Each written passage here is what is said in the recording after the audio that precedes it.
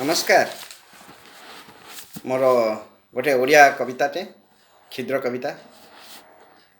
कवितार शीर्षक सपन।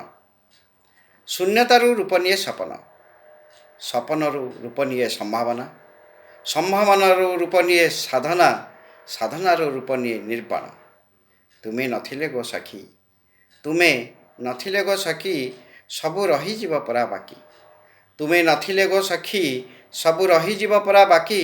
सृष्टि ओ सर्जना आमर होइब विफल, सृष्टि ओ सर्जना आमर होइब विफल।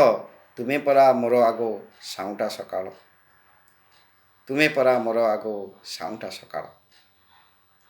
तेणु ए कविताटा केमती लागिला कहबे। आपण मानक पई गोटे रोमांटिक कविताटे पढ़िली, भावुची बोधे भल लगे। नमस्ते।